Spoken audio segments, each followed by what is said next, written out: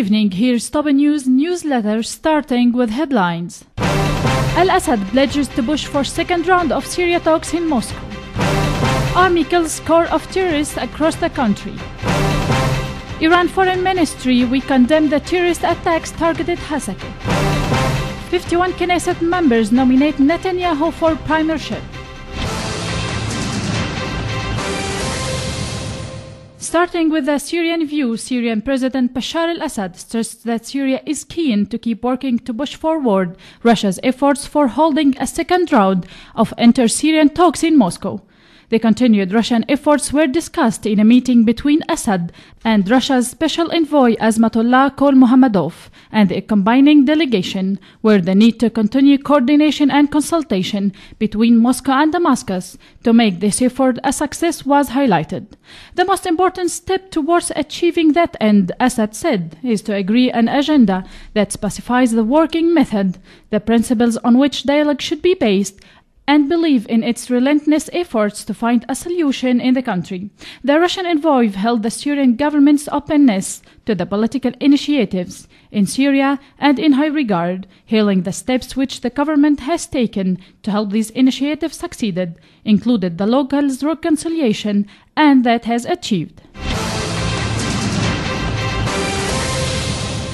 Units of the Syrian army and armed forces killed a big number of Takfiri terrorist organization members in the city of Busra Sham in the countryside of Daraa province. The killed terrorists included self-claimed leaders of Takfiri terrorist organization, the source added. In Aleppo countryside, units of the army killed and injured score of Takfiri terrorists members in Zebra and Handarat camp, while units of the army and armed forces carried out concentrated military operations against dens of the Takfiri terrorist organizations in the northern of Al-Kalamoun mountains, killing and injuring scores of them in Tal Musa and near Falhat crossing the mountains of Ras Marra town. In eastern Ghouta area, units of the army targeted dens of Jabhat al-Nusra and Anjad Sham terrorist organization to the east of Ain Talma town, killing score of these members. Iranian Foreign Ministry spokesperson Mardia Afkham condemned the terrorist attacks targeted Hasaka city, northeast Syria, claiming the lives of score of innocent civilians.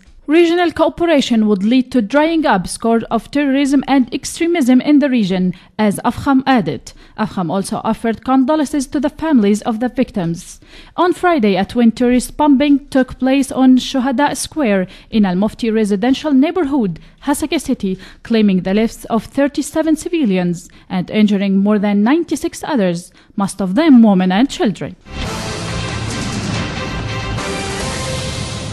The leader of the right-wing Likud party, Benjamin Netanyahu, was given approval by 51 members of the Zionist new Knesset to form the next co-occupation government. Apart from his party's 30 Knesset members, Netanyahu was nominated by the members of right-wing Jewish Home Party and the members of Orthodox parties, Shad and United Torah Judaism. If he secures enough votes to form the government, Netanyahu will be the Zionist entity 20th Prime Minister. He will also be fourth Prime Minister.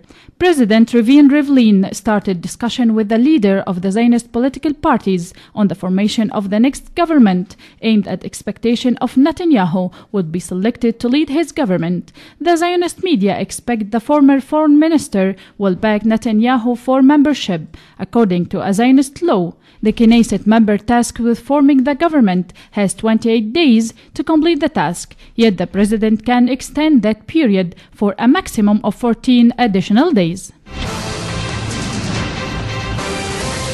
That was all for today. Thanks for joining us. I'm Nibal Hneidi. Good night.